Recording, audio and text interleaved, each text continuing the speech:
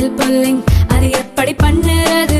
காலையில் எழுந்ததும் எதுவும் சாப்பிடாமல் இதயம் வளத்தை வாயில ஊத்தி நல்லா கொப்பளிக்கணும், அப்புறம் அதை துப்பிடணும். இதுதான் ஆயில் புல்லிங்.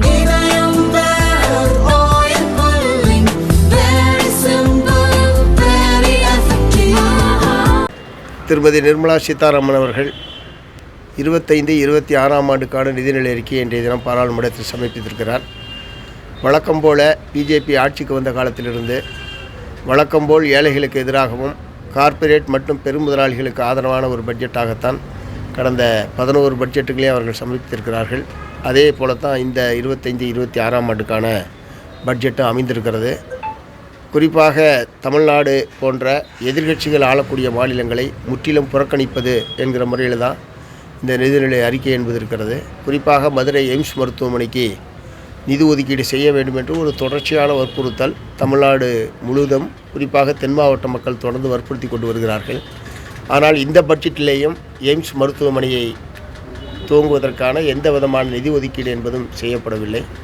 அதே போலவே தமிழ்நாடு முதலமைச்சர் அவர்கள் மத்திய அரசாங்கத்திடம் மெட்ரோ 2 திட்டத்திற்கு நிதி ஒதுக்கீடு செய்ய வேண்டும் என்று தொடர்ந்து வற்புறுத்தி கடிதம் எழுதி கொண்டிருக்கிறார். மத்திய நிதியமைச்சர் அவர்கள் நேரடியாக சென்று வற்புறுத்தியிருக்கிறாங்க.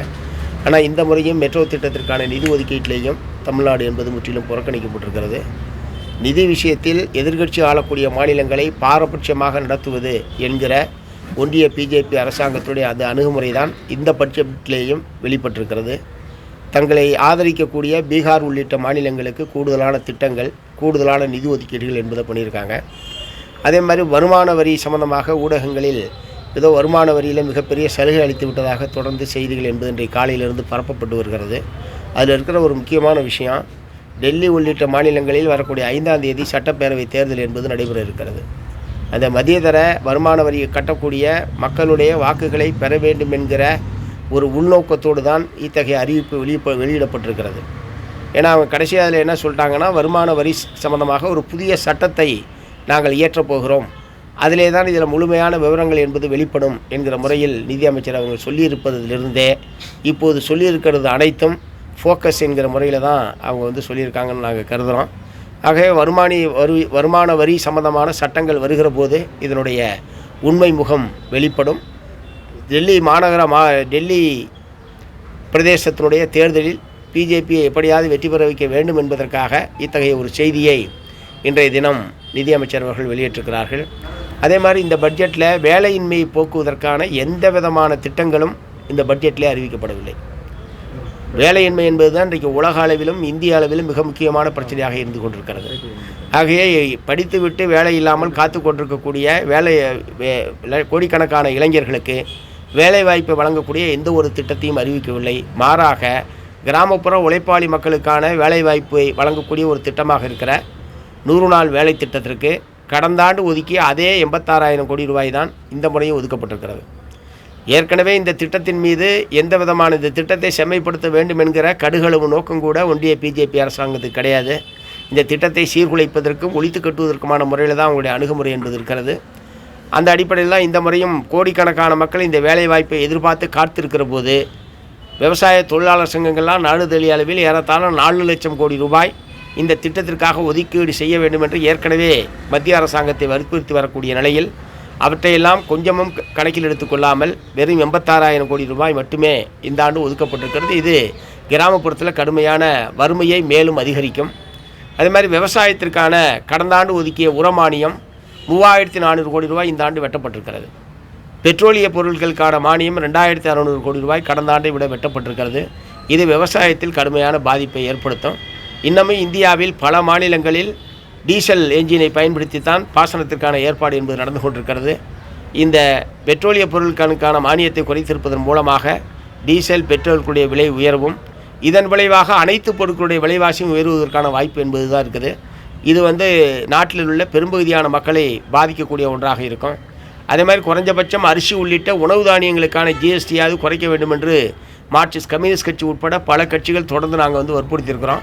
ஆனால் எந்த ஒரு பொருளுக்கும் ஜிஎஸ்டியை குறைப்பதை பற்றி எதுவுமே நிதியமைச்சருடைய அறிவிப்பிலே இல்லை. இது மொத்தத்தில் ஏழைகளுக்கு எதிரான கார்ப்பரேட் பெருமுதலாளிகளுக்கு ஆதரவான பட்ஜெட்டாக தான் இந்த பட்ஜெட்டும் இருக்கிறது. இந்த 2014-2024 இடையில் ஏறத்தாழ 16 லட்சம் கோடி ரூபாய் பெருமுதலாளிகளுக்கு கடன் தள்ளுபடி என்பது இந்த ஆட்சியிலே செய்யப்பட்டிருக்கிறது. ஆனால் விவசாயிகள், ஐக்கிய விவசாயிகள் முன்னணி தொடர்ந்து ஒரு முறை விவசாயிகளுக்கான அனைத்து கடன்களை தள்ளுபடி செய்யுங்கள் என்று தொடர்ந்து 2020ஆம் ஆண்டிலிருந்து தொடர்ந்து நாங்கள் போராடி வருகிறோம். ஆனால் விவசாயிகளுக்கு கடன் தள்ளுபடி செய்வது சம்பந்தமாக எந்த விதமான அறிவிப்புமே இல்லை. அதைவிட முக்கியமானது, விவசாயத்தில் வேளாண் விளைபொருள்களுக்கு குறைந்தபட்ச ஆதரவு விலை தீர்மானிக்க வேண்டும் என்கிற போராட்டம் நாடுதழிய அளவில் தொடர்ந்து நடைபெற்று கொண்டிருக்கிறது. இந்த மாதிரியான ஒரு அடிப்படையான மாற்றத்தை அல்லது விவசாயிகளுடைய அடிப்படையான கோரிக்கைகள் சம்பந்தமாக எந்த விதமான அறிவிப்புமே வெளியிடாமல் நிதியமைச்சர் இந்த பட்ஜெட்டை சமர்ப்பிச்சிருக்காரு. இதனால் பெரும்பான்மை மக்களுடைய எதிர்பார்ப்பு என்பது பொய்யா இருக்கிறது. விலைவாசி உயரும், வேலையின்மை என்பது மேலும் அதிகரிக்கும். இது ஒட்டுமொத்த இந்தியாவில் உள்ள 90% மக்களை பாதிக்கக்கூடிய ஒரு பட்ஜெட்டாகத்தான் இருக்கும் என்பதை மார்க்சிஸ்ட் கம்யூனிஸ்ட் கட்சியின் சார்பில் தெரிவித்துக் கொள்கிறேன். இந்த மக்கள் விரோத பட்ஜெட்டை எதிர்த்து தமிழ்நாட்டிலேயும் அகில இந்திய அளவிலேயும் மார்க்சிஸ்ட் கம்யூனிஸ்ட் கட்சி வலுமிக்க எதிர்ப்பு கண்டன போராட்டங்களை நடத்தும் என்பதை தெரிவித்துக் கொள்கிறேன். இன்றைக்கி காப்பீட்டு நிறுவனங்களில் அந்நிய முதலீடு 100% உயர்த்தியிருக்காங்க. அதை எப்படி பார்க்குறீங்க? இல்லை, காப்பீட்டு நிறுவனத்தில் இப்படி அந்நிய நிறுவனங்களை ஈடுபடுத்துவது என்பதை நாங்கள் மார்க்சிஸ்ட் கம்யூனிஸ்ட் கட்சி ஆரம்பத்திலேருந்தே எதிர்த்து வந்திருக்கிறோம். போன தரம் 75% இருந்தது, இந்த தரம் 100% ஆக்கியிருக்கிறார்கள். நம்ம நாட்டில் இருக்கக்கூடிய காப்பீட்டு நிறுவனம், பொதுத்துறை நிறுவனம் என்பது மிக மிக மிக மிக லாபகரமாகவும் ஆண்டுதோறும் பல்லாயிரக்கணக்கான கோடி ரூபாயை டிவிடெண்டாக மத்திய அரசுக்கு வழங்கக்கூடிய ஒரு நிறுவனம். அதில் அந்நிய மூலதனத்தை ஈடுபடுத்துவது என்பது கொல்லியை எடுத்து தான் தலையை சொஞ்சிக்கிற மாதிரி தான்.